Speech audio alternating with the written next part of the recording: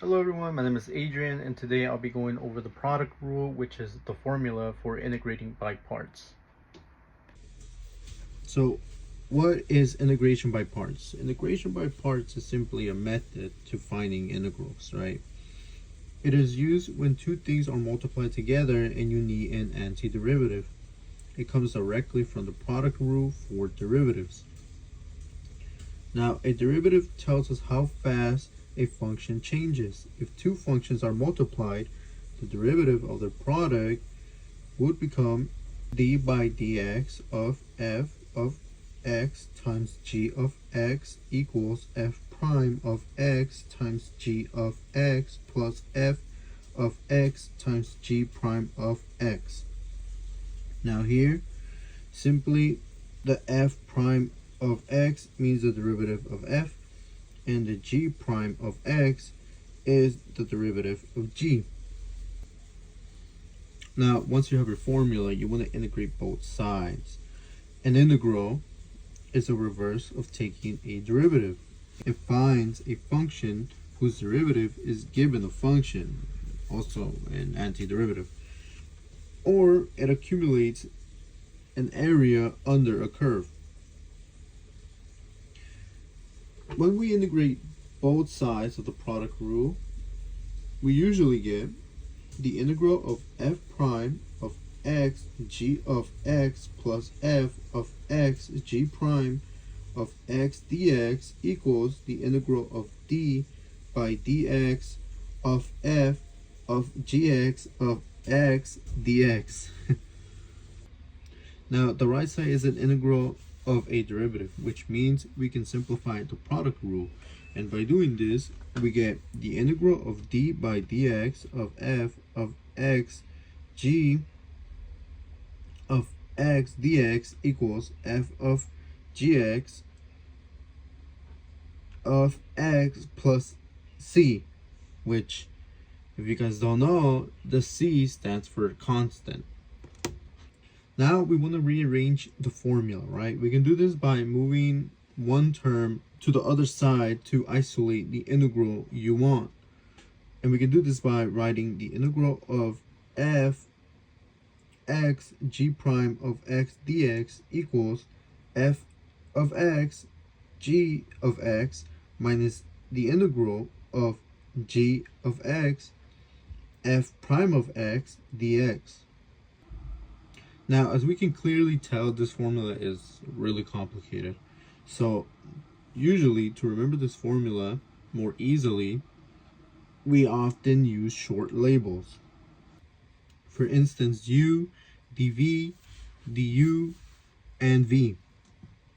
Now, in our situation, u would be f of x, dv would be g prime of x dx, while du would be f prime of x dx, and v would be g of x.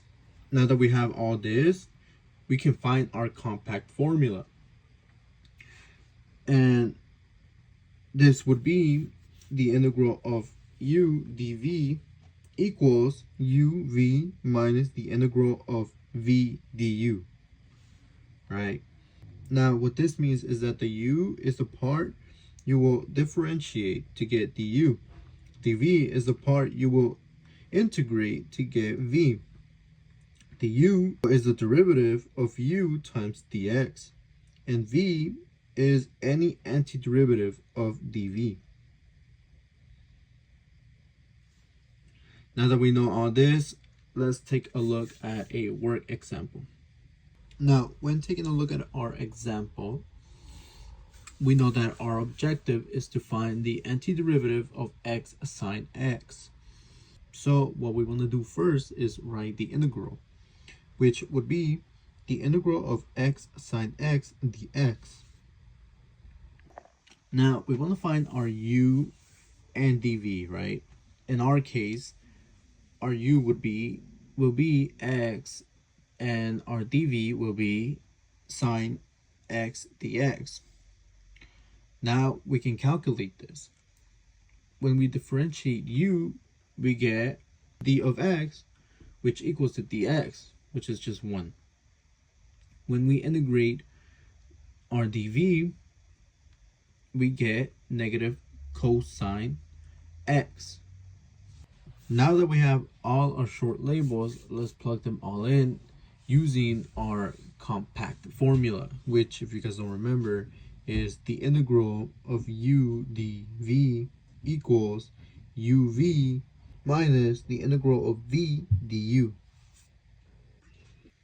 When we do this, we get the integral of x sine x dx equals x times negative cosine x minus the integral of negative cosine x dx. Now, because this is still quite complicated, right, we want to simplify it while also remaining our integral. When we do this, we get negative x cosine x plus the integral of cosine x dx. Now let's integrate cosine x. The integral of cosine x dx equals sine x. So, based on this, we can write it as the integral of x sine x dx equals negative x cosine x plus sine x plus constant. Now, if we add all this up together, negative cosine x plus x sine x plus cosine x, we get x sine x, which, if you guys don't remember, x sine x matches the original integrand. So we can say with confidence that the antiderivative is correct.